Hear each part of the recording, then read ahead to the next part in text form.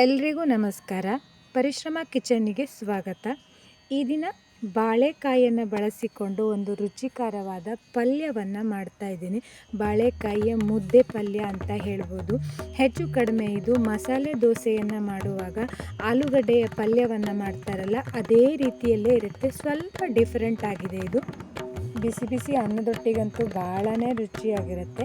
ಹೇಗೆ ಮಾಡೋದು ಅಂತ ನೋಡೋಣ. ನಾನಿಲ್ಲಿ ಒಂದು 5 ಬಾಳೆಕಾಯಿನ, ಫ್ರೆಶ್ ಆಗಿರುವಂಥ ಬಾಳೆಕಾಯಿಯನ್ನು ತಗೊಂಡಿದ್ದೀನಿ. 2 ಕಡೆಯಲ್ಲಿ ಕಟ್ ಮಾಡಿಕೊಂಡು ಈ ರೀತಿ ಮಧ್ಯದಲ್ಲಿ 2 ಭಾಗವನ್ನು ಮಾಡ್ಕೊಂಡಿದ್ದೀನಿ.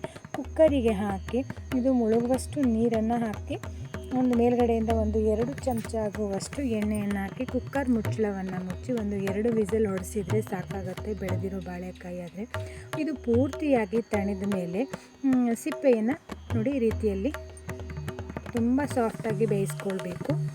ಈ ರೀತಿ ಬೇಯಿಸಿರುವಂಥ ಬಾಳೆಕಾಯಿಯ ಸಿಪ್ಪೆಯಿಂದನೂ ಕೂಡ ಒಂದು ರುಚಿಕರವಾದ ಪಲ್ಯವನ್ನು ಮಾಡ್ತಾರೆ. ತುಂಬ ರುಚಿಯಾಗಿರುತ್ತೆ ಅದು ಕೂಡ. ಈ ಸಿಪ್ಪೆ ತೆಗೆದಿರುವಂಥ ಈ ಬಾಳೆಕಾಯಿನ ರೀತಿ ಸ್ಮ್ಯಾಶ್ ಮಾಡ್ಕೊಳ್ಳಿ. ಸೌಟಲ್ಲೂ ಕೂಡ ಮಾಡ್ಕೊಳ್ಬೋದು. ನಂತರ ಇದಕ್ಕೆ ಒಂದು ಒಗ್ಗರಣೆಯನ್ನು ಹಾಕೋಣ.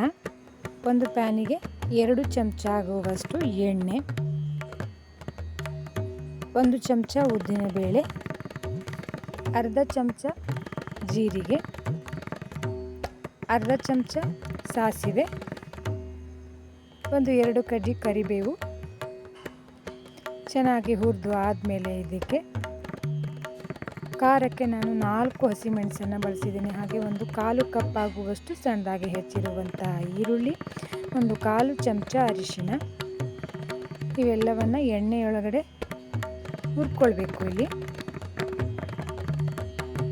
ಹಾಗೆ ಅರ್ಧ ಚಮಚ ಉಪ್ಪನ್ನು ಹಾಕಿದ್ದೇನೆ. ಇವೆಲ್ಲ ಹುರಿದು ಆದಮೇಲೆ ನಾವಿಲ್ಲಿ ಸ್ಮ್ಯಾಶ್ ಮಾಡಿ ಇಟ್ಟಿರುವಂತಹ ಬಾಳೆಕಾಯಿಯನ್ನು ಇದರೊಟ್ಟಿಗೆ ಸೇರಿಸಿ ಈ ರೀತಿ ಆಲೂಗಡ್ಡೆಯಿಂದನೂ ಕೂಡ ಮಾಡ್ಕೊಳ್ಬೋದು.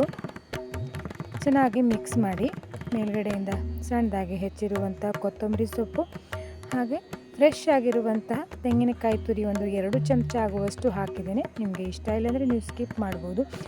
ಅರ್ಧ ಕಡಿ ಆಗುವಷ್ಟು ಲಿಂಬೆಹಣ್ಣಿನ ರಸ ಪುನಃ ಮತ್ತೊಮ್ಮೆ ಮಿಕ್ಸ್ ಮಾಡಿ ನೋಡಿ.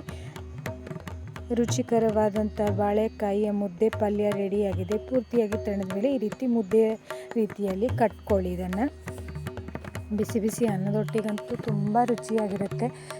ಇದು ಹೆಚ್ಚು ಕಡಿಮೆ ಆಲೂಗಡ್ಡೆಯ ಪಲ್ಯ ಥರನೇ ಇರುತ್ತೆ. ಅಂದರೆ ಮಸಾಲೆ ದೋಸೆಗೆ ಮಾಡುವಂಥ ಆಲೂಗಡ್ಡೆ ಪಲ್ಯ ಥರನೇ, ಸ್ವಲ್ಪ ಡಿಫ್ರೆಂಟ್ ಆಗಿದೆ. ಅನ್ನದ ಜೊತೆ ಹಾಕ್ಕೊಂಡು ಮೇಲ್ಗಡೆಯಿಂದ ತುಪ್ಪ ಹಾಕ್ಕೊಂಡು ಊಟ ಮಾಡ್ತಿದ್ರೆ ತುಂಬ ರುಚಿಯಾಗಿರುತ್ತೆ ಸ್ನೇಹಿತರೆ. ಖಂಡಿತ ನೀವು ಮಾಡಿ ನೋಡಲೇಬೇಕಾದಂಥ ರೆಸಿಪಿ ಇದು. ಇನ್ಮೇಲೆ ಬಾಳೆಕಾಯಿ ಸಿಕ್ಕಿದ್ರೆ ಈ ರೆಸಿಪಿಯನ್ನು ಮಾಡಿ ನೋಡಿ, ಹೇಗಿತ್ತು ಅಂತ ಕಾಮೆಂಟ್ ಸೆಕ್ಷನಲ್ಲಿ ತಿಳಿಸಿ. ನನ್ನ ಈ ವಿಡಿಯೋ ನೋಡಿದ್ದಕ್ಕಾಗಿ ಧನ್ಯವಾದಗಳು.